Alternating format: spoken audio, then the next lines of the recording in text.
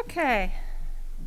I would like to call the Committee of the Whole Public Safety, Finance, and Personnel meeting of October 25th, 2021 to order. Brereton? Here. Fleury? Here. Frank? Frank is absent. Freeman? Here. McGee? Here. Mulhall? Here. Porter? Here. Prather? Here. Snow? Here. Stevens? Here. 9 present. Mayor Morris will not be here this evening, and we will need a motion to appoint a temporary chair. And I'd point out that typically it's one of the two most senior aldermen, that would be Alderman Snow and Alderman Stevens. Alderman Stevens has been attending department head meetings, and he's up to speed with what's going on, so it's up to the council which way they want to go, but he has been up to speed on what we're doing. I nominate Alderman Stevens. Motion by Brereton, second by Snow. Roll call. I'm going to take a roll call vote on that. Brereton? Aye. Fleury? Aye. Frank? Sorry. Freeman? Aye. McGee? Aye. Mulhall? Aye. Porter? Aye. Prather? Aye. Snow? Aye. Stevens? Aye. 9 in favor.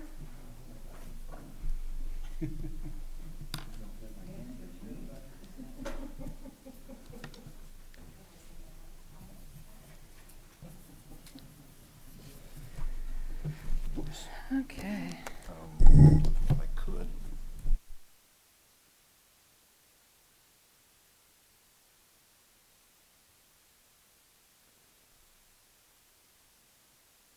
Whoops. Under public comment, or there's anyone that wants to make a public comment tonight? If not, I wanted to, over the weekend, I heard we had several of our longtime residents pass away. We had Dr. Kent Hess pass away over the weekend, funeral director Bill Bailey, and contractor Jay Gosnell all passed away over the weekend. So, okay. Public forum, looks like we have nothing. Records of officers, boards, special committees, none. Public safety, new business. Chief Woody, would you please give an update? Thank you, Alderman Stevens. Since my last report last month, the police department has experienced an arrest on the homicide at General Mills Park. Detectives made an arrest on 18-year-old Vincent Piatek for first-degree murder for the shooting death of Dallas Simpson. Since then, for our field training, Officers Smith and Officer Rackley have progressed to Step 5 of the field training program. Officer Smith has been assigned to Sergeant Polno's day shift. Officer Rackley has been assigned to Sergeant Ball's day shift. Recruit Golden is currently in Step 4 with Field Training Officer Reese. And Recruit Winsler is in Week 12 at Suburban Law Enforcement Academy. Over the last couple of weekends, the police department has responded to multiple shots fired. The Friday before last, the police department responded to the 2100 block of Tobine for an unoccupied vehicle that had been shot in the rear driver's area. That same weekend on Saturday morning, patrol had responded to the 700 block of East Hurlbut Street for an unoccupied vehicle that had 2 bullet holes in the vehicle. Then this past weekend, patrol had responded to the 400 block of Andrews for a shots fired report. Unknown subject at this time fired multiple rounds towards the house, one striking the house and one striking the canopy near the house. In response to this activity over the weekend, the police department had went ahead and activated or assigned multiple impact units, which is improvised methods of policing against crime trends. It's a mouthful, I understand. But ultimately, what we try to do is identify hotspots in criminal activity, address those areas, and try and deter and/or arrest those responsible for that activity. So we'll be continuing to do that as long as we continue to see this type of criminal activity in our community. And then this last weekend, we also had a report of burglary to the Casey's gas station. That was on Saturday night.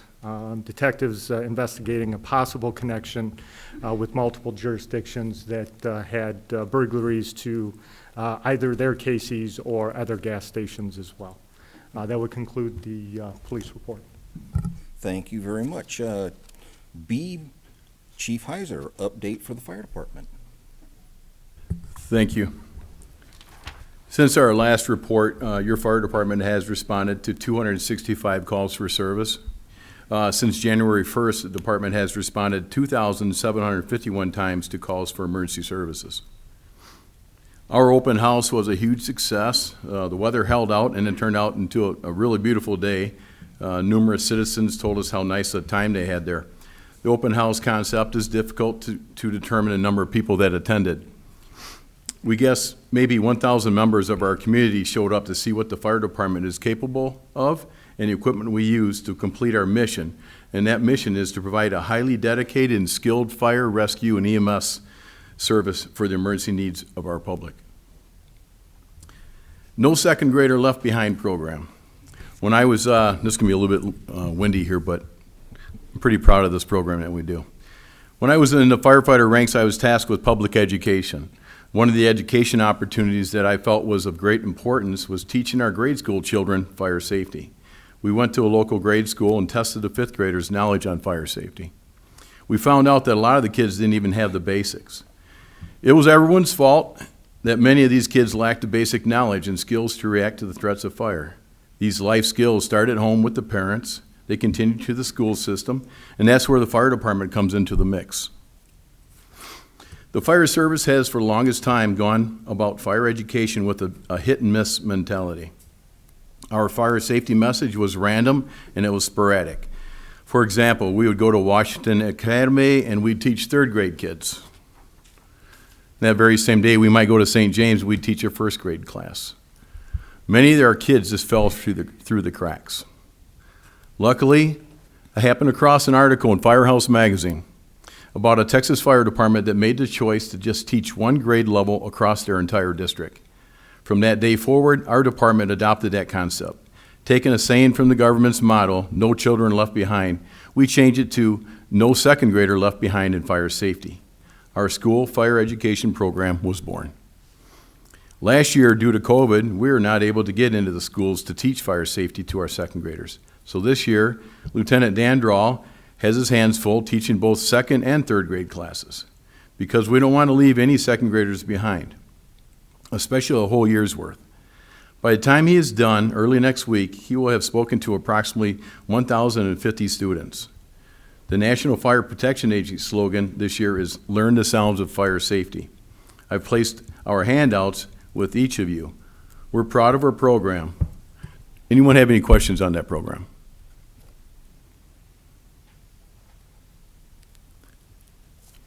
Alderman Fleury, please. I just had a comment. Thank you, Chief, and to all the firefighters that did that. I had an opportunity to see Lieutenant Drawl in my classroom, and the kids were very impressed with him, and just, they held his attention.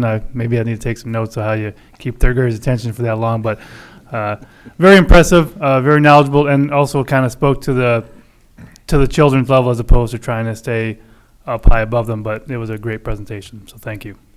Thank you, Alderman. Appreciate that. Alderman Porter. Nobody has anything for Chief Woody, I did have a question for Chief Woody, I'm sorry, for police. Please. Yeah, I was wondering, Chief, if you could just give us an update on the opioid domestic officer, how that's going.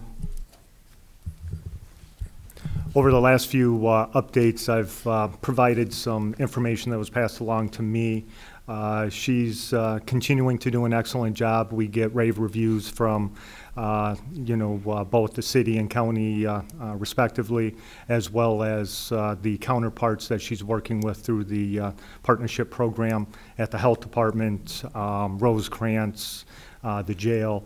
And she continues to be a huge asset for the department. She follows up on domestics where maybe previously, from a procedural standpoint, we provide them, with the appropriate paperwork that's required by law.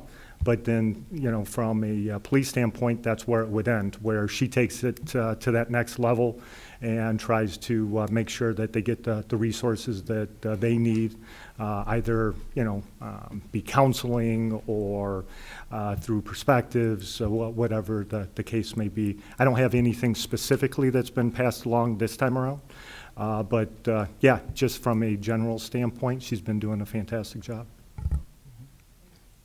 Any other questions for either chief? Okay. One of our 2 firefighters that was out on long-term injury has returned to duty and is doing well. The other remains on the injured list. Also, October is Breast Cancer Awareness Month, and the BFD, we show our support of this very important cause by wearing pink T-shirts throughout the month, as you can see. Okay. Does anyone else have any questions? Thanks for the opportunity. If no other questions, number 3, finance and personnel, none. Finance and personnel, new business. We have an audit report from our auditors. Would you like to come on up and regale us on what went on?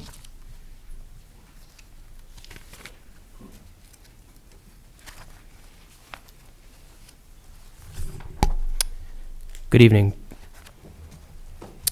My name is Nick Bava, and I am the Senior Audit Manager assigned with the city's audit. On behalf of SICITCH, I would just like to thank the members of the City Council for having me here tonight to present the results of the city's audit as of April 30th, 2021. Ultimately, as part of the audit process, we issued 6 separate reports this year, of which are in front of you tonight. The largest of the reports is the annual financial report, that is the audit report. We also issue the communication with those charged with governance, the management letter directly for the city in compliance with Illinois compiled statutes, the management letter for the city's discreetly presented component unit, Ida Public Library, the report on examination of compliance with Public Act 85-1142 for the 2 tax increment financing districts in the city's reporting entity, and we also issued the single audit report in accordance with uniform grant guidance. I'll briefly cover the independent auditor's report and the annual financial report tonight, as well as the opinions associated with 3 of the deliverables as part of this year's audit. And as far as the other reports go tonight, I'd be happy to answer any questions council might have as part of this year's audit. So just to briefly highlight the opinions, we issued an unmodified audit opinion on the city's basic financial statements, which I'll cover here shortly. We also issued an unmodified opinion on internal control over financial reporting and an unmodified opinion on over major programs, and those 2 opinions relate directly to the city's single audit report. We also lastly issued an unmodified examination opinion in accordance with the Illinois Tax Increment Redevelopment Allocation Act for the city's 2 TIF districts, the Kishwaukee TIF District Number 1 and Kishwaukee TIF District Number 2. So if you're following along tonight on the large report, the annual financial report, I'd like to start on pages 1, 2, and 3.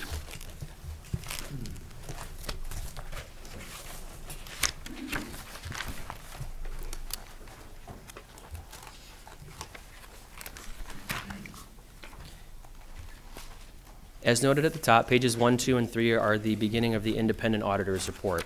These 3 pages, in my opinion, are the 3 most important pages in the report in that they document our opinion on these financial statements tonight and articulate that they are indeed free of material misstatement. If you look at the second paragraph down, titled Management's Responsibility for the Financial Statements, this paragraph articulates that the city's management and finance department is responsible to prepare these financial statements in accordance with generally accepted accounting principles. The following paragraph, the auditor's responsibility paragraph, documents that as the city's independent auditor, it's our job to develop an opinion on those financial statements in accordance with generally accepted auditing standards.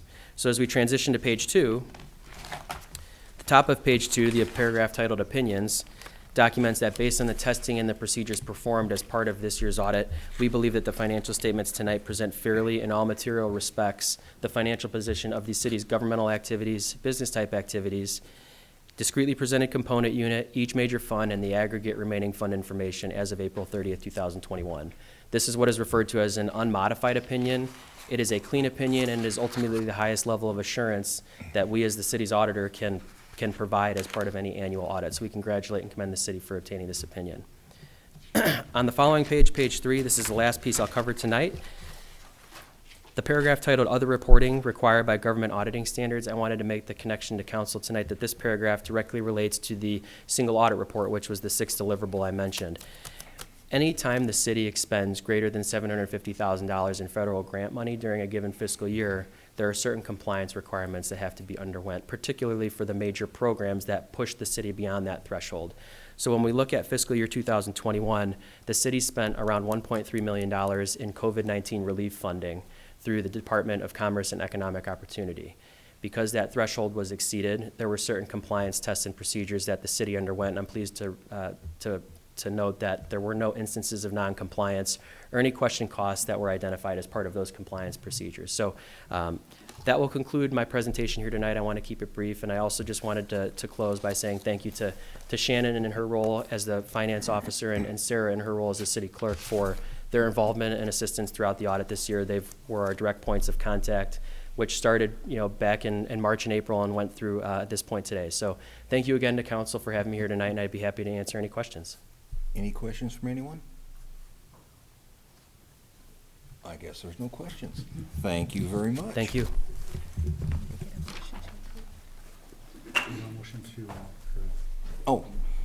We need to have a motion to approve the fiscal year ending April 30th, 2021 audit as presented. Any questions about anything? Do we need a roll call or? Not a vote. Voice vote would be fine. Voice vote, yes. We'll have a voice vote. All in favor, say aye. Aye. I was looking to do a roll call. Never mind. Those opposed? Yeah, those opposed, please say nay. None. Okay. How about the financial department update? Shannon? I do have just a couple of updates. The annual publication of the Treasurer's Report will begin this Thursday's Belvedere Republican. And as soon as we receive the estimated EAV from the county clerk, we'll start looking at the tax levy. Last year, we received that information about November 10th, so we should be getting that soon. And the Treasury is expected to issue its final rule regarding the use of ARPA funds at the end of November. Because of this delay, our initial reporting deadline has been extended from October 31st of this year to April 30th of next year. Anything else, Shannon? Nope. Okay, now to other. Discussion on ordinance number 550H. This, I guess, was brought up that there needed to be some discussion. Has anyone got any questions, comments, or concerns? This is the gaming parlor on South State Street next to the blood bank, I think. Mr. Porter. All right. I'd like to just make a few comments on this one here. So I think that it's our duty as aldermen to do what's right for us citizens. And I don't think that we should be rubber stamping all these different ordinances that come through just based on certain criteria. I think we need to take a look at everything related to these ordinances and judge each one by its own merits and issues. Otherwise, we might make a mistake that's detrimental to our citizens. There's a reason that we go through the steps that we do from first read up until the final approval, and that's to give City Council time to come up with any issues that they might think of in that time period to, discuss those issues. So you can't always think of the issues in the heat of the moment on certain reads of the ordinance. So anyway, Alderman Freeman, I thought, brought up a really good point on this ordinance regarding safety concern about having a small parking lot next to the Dollar Tree with multiple kids that are running in and out of there with their parents and, having a drinking establishment right by. So I just think that that's why I asked to reconsider my vote to maybe bring that back for some further discussion. Any other questions concerned? Alderman Freeman. Thank you, Chairman Stevens. So I read the minutes of the Planning and Zoning Committee of September 14th and the hearing, and nobody showed up for the hearing, and there wasn't one single question asked by any committee member. Therefore, it told me that they didn't ask about the location and the safety of the fact that it's right next to a Dollar Tree, and there is extensive foot traffic there by children, many unaccompanied by adults. I know we have a lot of other gaming parlors around establishments, Family Dollar, DIY yogurt, things like that, but they're not as accessible to the foot traffic by the kids on bicycles, skateboards, just walking, that this particular location is. So I'm going to wait till next Monday at council and make a motion to refer this back to planning and zoning for further consideration. Okay. Any other questions, concerns about this? Alderman Mulholland. Thank you.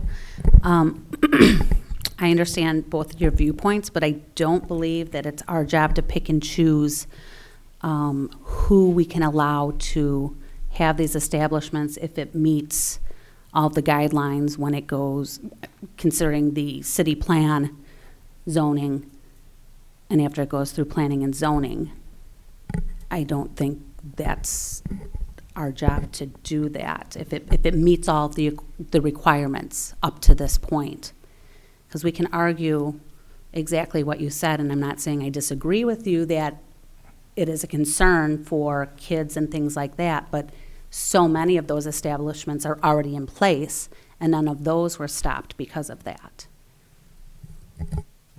Any other questions or concerns? First, Alderman Snow, then Alderperson Prather, if we could.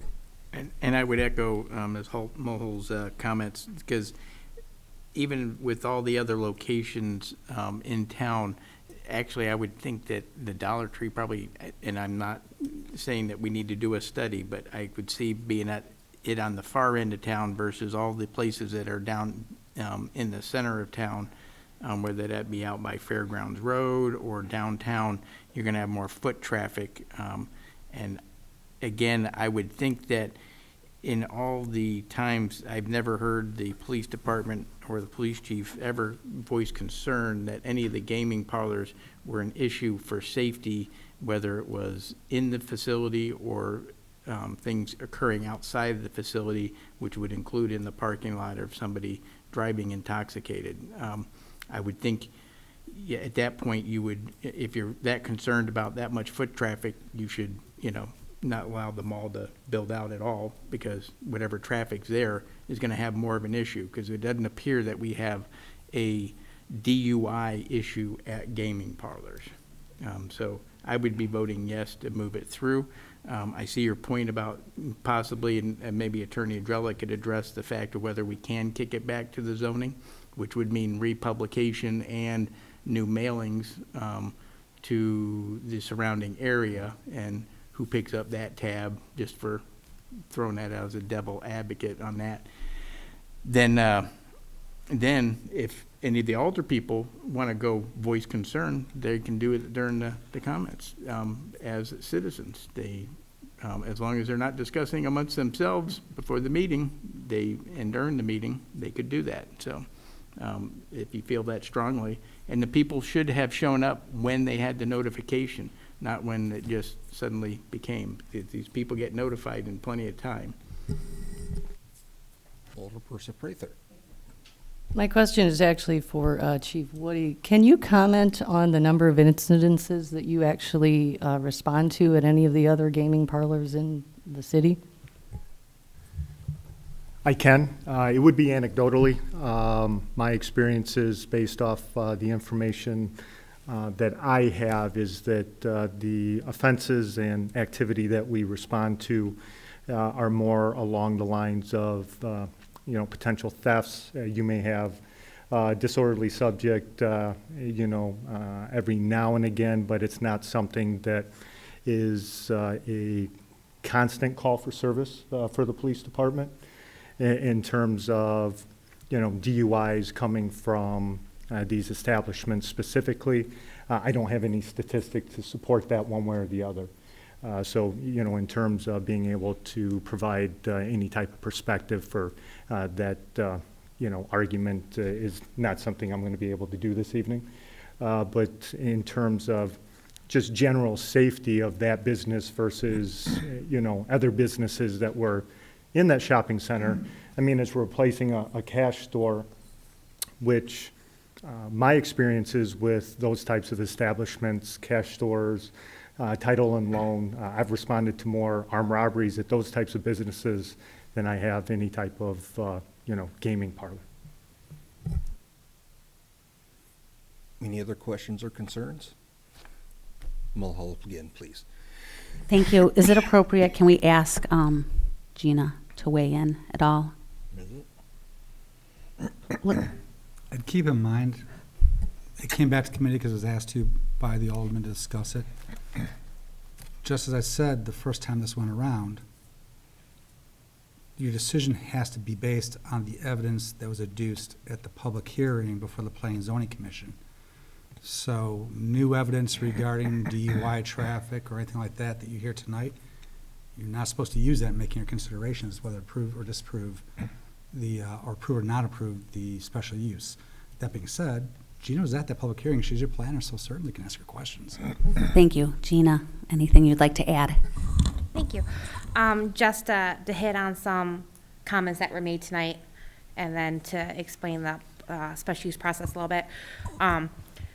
Special uses have to be based on a certain criteria, the findings of fact or the LaSalle factors. Those come out of state law. Those are the only criteria I can really use to make a decision.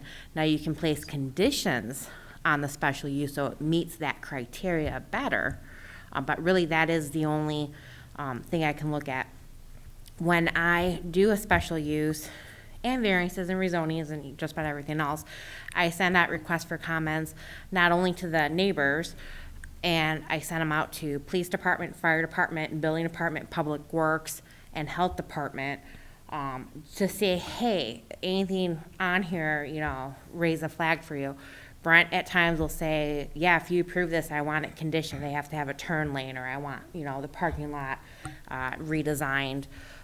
Police and fire will say, well, we have a history with that tenant space. We know there's an issue, condition them to codes or what have you. So I do ask for their input right off the bat. When I write my staff report, I give the background of it.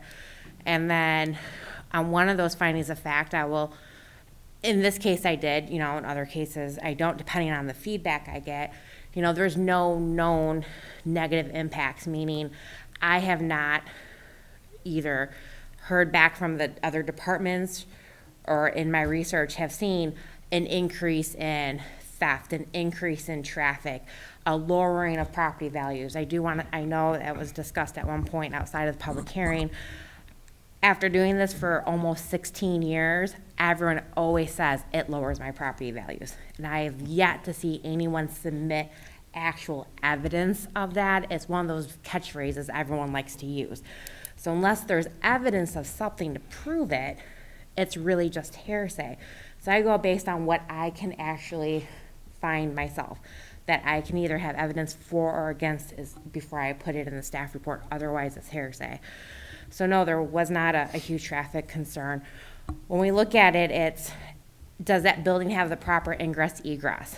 Does it have the proper zoning? Stuff like that. Yes, the dollar store is very busy, and I didn't want to say this last time because there's going to be a soundbite on Facebook and it's going to start a rumor. But Dollar Tree could go out of business tomorrow. That's not a guaranteed.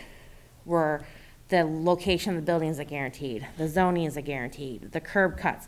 Those are more permanent than a business that could close tomorrow. We don't know, which is why we don't technically use that in the decision-making factor, because we don't know. Just like, oh yeah, we like that applicant, we'll let them slide because that's a good applicant. Well, no, because they could apply, get the approval, and then sell it to someone else tomorrow. You can't make your decision on something that can easily change overnight. You got to look at the more stable conditions out there. The other thing with conditions, I know it's coming up in another case in town. The special use is not just for video gaming, it's for indoor commercial entertainment, which lists a laundry of uses. Yes, their specific intent is video gaming, but again, it could change hands tomorrow, and they want to explore what that special, other things allowed within that special use, which is why I always condition it when it's in strip malls to that specific tenant space. I don't grant the indoor commercial entertainment to the entire strip mall, because then you could take all the dividing walls down and now have a 10,000 square foot indoor commercial entertainment land use that is big enough to house multiple kinds of businesses versus a 1,500 square foot indoor commercial entertainment land use, which is just such a small tenant space. You're not really going to get a big user in there. You're not going to get something that has a large capacity because it's already limited to that specific tenant space, which is relatively small. So we look at, with the space that big, how much could be going on in there? What kind of capacity do they have? What kind of traffic?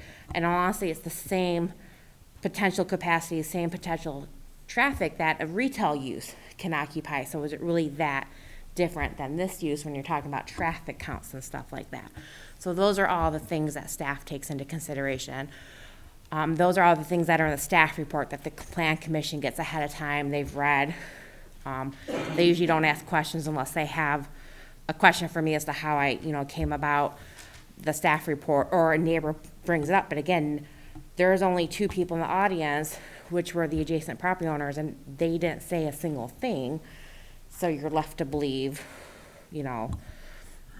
what have you. So none of it was brought up to explore further, I guess is what I want to say. So yeah, so that's kind of where my staff reports come from and where my decision making is based on.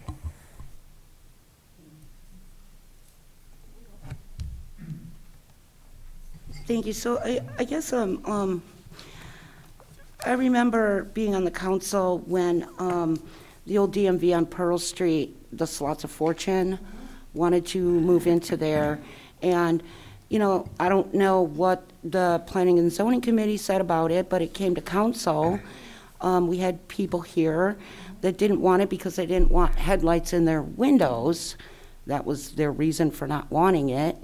And we voted no, and it just went away. So I guess I'm confused as to why this is any different than that. And I wasn't on the council, but if I recall, some years ago when the huddle went out, we could have, which would have been awesome, a CVS pharmacy in that spot, and apparently people in that ward didn't want it. So now we have a video place that's obviously gone, and so there are things that planning and zoning may have approved that ended up not happening, right? For the DMV, again, this is why you can place conditions on a special use to make it meet those findings of fact requirements. So with the DMV, you look at the square footage, the capacity that is potential for that square footage of the building, the impact based on that capacity, based on that traffic. Does the parking lot have enough parking spaces for that kind of land use, stuff like that? The first applicant that went through, when we talked to him about you'd have to put up a fence to block the headlights, hours of operation, stuff like that, he was very adamant. He refused to agree to any of those conditions of approval. It was either let me have it carte blanche or no. So he got a no because he refused to agree to the conditions of approval that would have mitigated those negative impacts. As far as the huddle,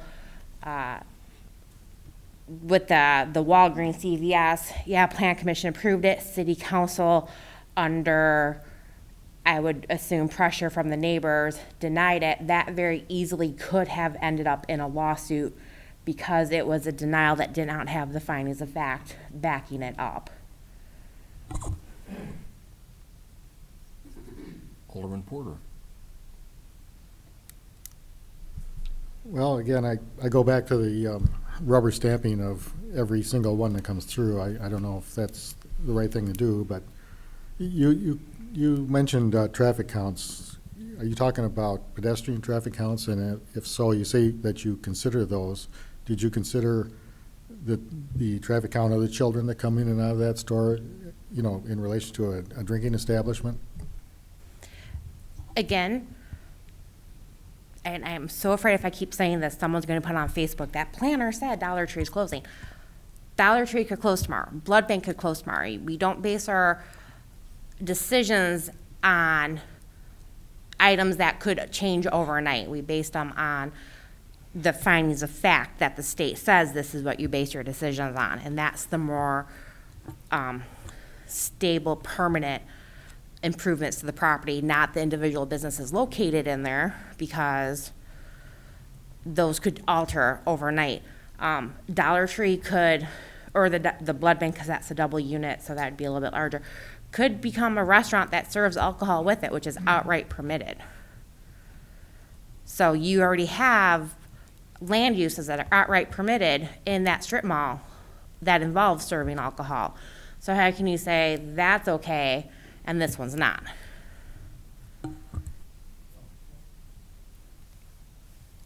I know I've mentioned this before, probably several years ago with some of these other cases that have been referenced. Illinois case law is pretty clear. And then the council has the ultimate decision. Alderman Porter's right about that. Your job is not to rubber stamp things. However, the case law is very clear. If a use is identified as a special use in your zoning code, I don't want to call it presumption, but it's essentially assumed that the use is okay within that zoning district, subject to possible qualifications or conditions upon the use. And does that mean it's going to be okay in every spot within that zoning district? No, there are occasions where you might say, no, the use just doesn't fit here at all. This is a unique spot. If you're going to do that, though, to survive judicial challenge, you have to have a very good record at your public hearing establishing what those concerns are that make it so that that use is not appropriate at all within that spot, within that zoning district. Because again, the assumption is it is okay, maybe subject to conditions. If you want to condition the use and still perhaps allow it, you still have to have facts that are set forth through the planning process at the Planning Hearing Commission meeting, that give support to those conditions. And I've said that before. I've said it to multiple councils before yours. But yes, ultimately the decision is up to the city council. The question is whether or not, if you make the decision and don't have the facts, it would survive judicial scrutiny. Dan Snow. So in regards to those previous cases, the DMV and the Huddle/Walgreens location, those meetings, if I recall correctly, the actual zoning meetings were attended very heavily, and a lot of voice was concerned. So technically, whatever decision was being made could use that. Now, whether they succumbed to the pressures of that night's meeting, that's another matter. But there were tremendous amount of participation where, in this case, the people just decided to blow it off. So that's, they could have exercised their right to talk, and they chose not to, and not to even show up. So nobody would even know that there was concern because they didn't bother to show up. They didn't make phone calls or written responses as well. So all of which could have been addressed at that meeting. So. Any other questions or concern about this? This will return the 1st, is it? November 1st? Okay, we'll return November 1st. B, Habitat for Humanity waiving of building and zoning permit fees for 1115 Garfield. Do we need a motion on that? Can I have a motion? Motion by Alderman Fleury, second by Alderman Mulhall. Any questions or concerns about this? Seeing none, then we move down to C. Take a voice Oh, vote. jeez. Getting ahead already. Voice vote, yay for yes, nay for no. Aye. Any opposed? Motion carried. C, Newburgh 1 lift station pump replacement, wastewater treatment plant. Thank you, Alderman Stevens. Memo in your packet. We have, at Newburgh 1 lift station, we have one of our two pumps that is down, needs to be replaced. We've got a proposal from Thompson Hops Pumps in the amount of $19,362 for a new wheel 2553 replacement pump. Thompson Hops is our local wheel distributor. I would recommend approval of the purchase of a wheel 2553 pump in the amount of $19,362. This equipment will be paid for from the sewer depreciation fund. Can I have a motion and a second? Snow and Prather. Any discussion, concerns, questions? Oh, Dan. So obviously, this falls below our threshold of the 20,000 for open bid issues. Is that correct? Correct, and with this, with the lift stations, they're basically proprietary, with all the plumbing and the apparatus that are inside the lift stations. If you're gonna make a change on a pump manufacturer, you basically have to redo the whole lift station, so. As these are the local dealer for wheel, that's where we go. Any other questions or concerns? Do we need a roll call on this? Because, okay. No, we don't need a roll call vote. We just need, just a, okay. Those wishing to move forward, aye. Those wishing not to move forward, nay. It passes. D, supplemental permit for winter sludge application. Again, a memo in your packet, our IEPA supplemental permit for land application of sludge on snow-covered ground has expired and needs to be renewed. We have received a proposal from Baxter Woodman to complete the permit application and provide the required documentation in an amount not to exceed $4,500. I would recommend approval of that proposal, and the work will be paid for from line item 61.5/820/6190. Can I have a motion and a second on that? Mulhall, second by Alderperson Prather. Any concerns? Snow, please. So Brent, just out of curiosity, why can't we just Xerox what we did the last time and send that off as opposed to spending the 4,500, or do things change and you really do need the expertise of this? Things change. There's some analysis that has to be done on our sludge and the makeup of our sludge and how it interacts with the soil properties and stuff on the fields. Most of the fields will be the same. There will be a few that are different. There's criteria for the fields, and basically we have a permit for land application of sludge now, and it does allow for application of sludge on frozen ground. However, we have to have a supplemental permit to apply sludge on snow-covered ground. So there's quite the process that has to be followed in order to get that authorization. Any other questions or concern, Marcia?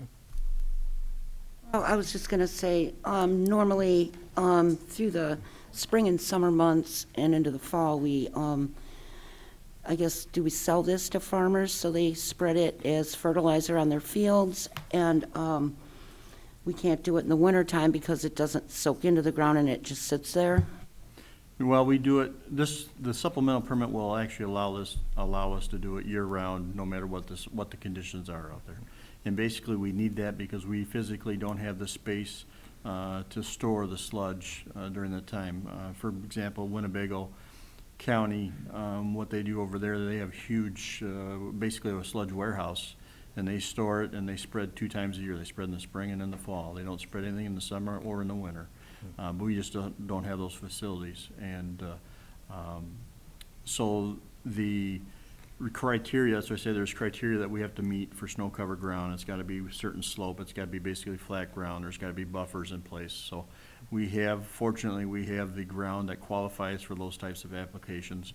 And then, so we have to put that through the report, as a part of the application for the permit. Any other questions or concerns? And no, we do not sell it, we just, the farmers allow us to dispose of it on the property. Because Which our is- treated sludge has all the nasty bacteria and all that killed in it? Right, it's all, at this point, acceptable for land application, and it has the benefits for the farmers that they're looking for the fields. So at this point in time, it's still a viable option as opposed to landfilling it all. Any other questions or concerns about this? None? Okay, we need a voice vote. Those wishing to go ahead with the application, please say aye. Aye. Those who do not, say nay. Oh. Is there anything other needed to be brought up tonight? If not, we can adjourn tonight. Snow makes the adjournment. Porter, we will adjourn, it looks like, at 6:47. Flurry or Porter? Oh.